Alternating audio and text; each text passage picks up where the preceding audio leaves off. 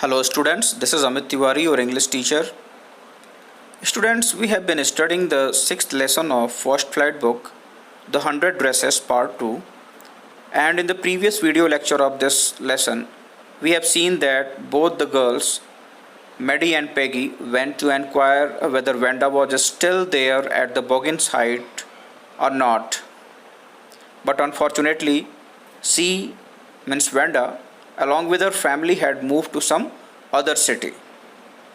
Finding no Wanda at Boggins Height, Maddie became so depressed that she started thinking deeply, and ultimately she came to a conclusion that from now onwards she will always oppose the wrong.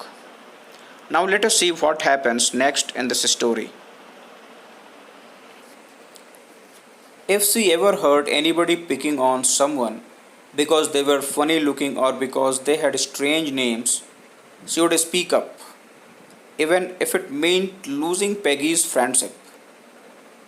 She had no way of making things right with Wanda, but from now on, she would never make anybody else that unhappy again. Here, the meaning of picking on someone means treating someone unkindly, unfairly, or criticizing them. तो यहाँ पे मेडी कह रही है कि अगर उसे कभी सुनाई देता है कि कोई किसी को भला बुरा कह रहा है या उसके साथ बुरा बर्ताव कर रहा है, वो भी सिर्फ इसलिए कि उसका नाम अजीब सा है या वो अजीब सा दिखता है, तो ज़रूर वो उसके ख़िलाफ़ खड़ी होगी, वो उसके ख़िलाफ़ बोलेगी। यहाँ पे मेडी इस बात को लेके बहुत ज़्यादा दुखी है कि पेगी और उस जैसी बाकी सारी लड़कियों के चिढ़ाए जाने की वजह से, टीज़ किए जाने की वजह से वेंडा आज स्कूल छोड़ के चली गई है। ये बात उसको कहीं ना कहीं बहुत ज़्यादा दुख दे रही थी। और इसके पीछे एक और कारण था। वो कारण ये था कि कहीं ना कहीं मेडी भी अपने आप को वेंडा के जैसे ही पाती है। जैसे वेंडा जो है बहुत कम ही रिसोर्सेज में अपने लाइफ को लीड करना जानती है। जैसे कि उसके पास सिर्फ़ और सिर्फ एक ही ड्रेस रहता है जिसको कि वो साफ़ सुथरा रखती है और रेगुलरली वही पहन के आती है। तो कुछ ना कुछ ऐसी मिलती जुलती कंडीशन मेडी की भी है, तो इस वजह से उसको ये बात ज़्यादा तकलीफ़ दे रही है। तो फाइनली वो ये डिसाइड करती है कि अब कभी भी किसी के साथ कुछ बुरा बर्ताव होता है तो वो उसके ख़िलाफ़ वो ज़रूर खड़ी होगी। और सिर्फ इतना ही नहीं, अगर इसकी वजह से उसको पेगी की फ्रेंडशिप भी छोड़नी पड़े तब भी वो हमेशा बुराई के खिलाफ खड़ी रहेगी। She had no way of making things right with Wanda, but from now on she would never make anybody else that unhappy again. हाँ, वेंडा के साथ जो भी घटनाएं घट चुकी थी या जो भी बुरा ये लड़कियां मिल के कर चुकी थी, उसको तो अब मेडी ठीक नहीं कर सकती थी, क्योंकि पास्ट में जाके चीज़ों को बिल्कुल सही कर देना ये तो किसी के हाथ में नहीं है। लेकिन हाँ, अब आगे कभी भी वो किसी भी लड़के को या लड़की को या किसी भी व्यक्ति को इस कदर दुख नहीं पहुंचाएगी जैसे कि उसने वेंडा को पहुंचाया था। On Saturday Maddie spent the afternoon with Peggy. They were writing a letter to Wenda Petronski. Saturday दोपहर को मेडी जो है पेगी के साथ समय बिता रही होती है और वो वेंडा पेट्रोन्स्की को लेटर लिख रही हैं। It was just a friendly letter telling about the contest and telling Wanda she had won.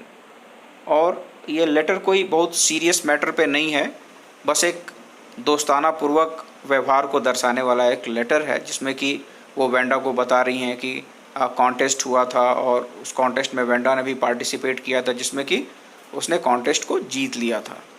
They told her how pretty her drawing were. And they asked her if she liked where she was living and if she liked her new teacher. तो उस letter में वो लोग ये बताते हैं, यानी कि मेडी और पेगी वेंडा को लिखते हुए ये बताते हैं कि उसकी ड्राइंग्स कितनी अच्छी है। वो ये बताना चाहते हैं वेंडा को इस लेटर के माध्यम से कि उसने जो भी ड्राइंग्स बनाई थी जिसकी वजह से उसने कॉन्टेस्ट को जीता था, वो बहुत ही सुंदर बनी थी। और उसे लेटर के माध्यम से वो ये भी पूछती हैं कि जिस नई जगह पे वो गई है क्या वो उसे पसंद कर रही है उसके जो नए टीचर हैं वो कैसे हैं, क्या वो उनको पसंद करती है कि नहीं करती है। तो इस तरीके के तमाम क्वेश्चंस जो हैं, एक फ्रेंडली क्वेश्चंस, वो लोग इस लेटर के थ्रू वेंडा से करने की कोशिश कर रहे हैं। They had meant to say they were sorry but it ended up with their just writing a friendly letter, the kind they would have written to any good friend, and they signed it with lots of X for love. तो हालांकि इस letter के माध्यम से जो उनके मन में दुख था, उस दुख को व्यक्त करना चाह रहे थे, वो वेंडा से कहीं ना कहीं सॉरी कहना चाह रहे थे, वो रिग्रेट कर रहे थे। लेकिन इन सब बातों को वो लिख नहीं पाते हैं लेटर में, वो दोनों लड़कियां लिख नहीं पाती हैं और सिर्फ दोस्ताना पूर्वक बातचीत को ही जो है उस लेटर में लिख पाती हैं और फाइनली उस लेटर पे एक्स लिख के जो है अपने लव को शो करती हैं। They mailed the letter to Boggin Heights writing please forward on the envelope, और लेटर पे बॉगिन हाइट्स का एड्रेस डालती हैं और लिख देती हैं उस पर कि प्लीज़ फॉरवर्ड, यानी कि इस लेटर को यथास्थान पे या जिसके सुटेबल एड्रेस पे फॉरवर्ड कर दिया जाए। हालांकि वो जानती है कि बॉगिन हाइट्स पे वेंडा नहीं है, लेकिन फिर भी उनके मन में एक होप है कि अगर बॉगिन हाइट्स पे यह लेटर जाता है और वहाँ के पोस्टल सर्विसेज के जो ऑफिसर्स हैं उनको अगर बॉगिन हाइट्स में उस पर्टिकुलर घर में रहने वाले या पर्टिकुलर एड्रेस पे रहने वाले लोगों का नया एड्रेस पता है तो डेफिनेटली उस लेटर को वो उस नए एड्रेस पे पोस्ट कर देंगे। इस वजह से उस लेटर पे वो लोग लिखते हैं, लेटर के एनवेलप पे please forward. Days passed and there were no answer, but the letter did not come back, so maybe Wanda had received it.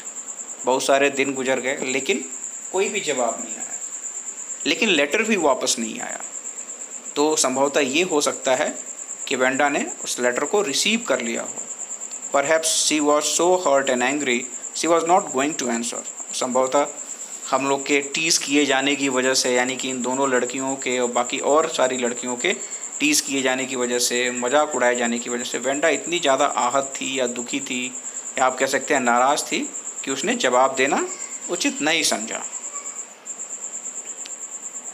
You could not blame हर, और इसके लिए आप उसको ब्लेम भी नहीं कर सकते क्योंकि गलती तो अपनी ही तरफ है।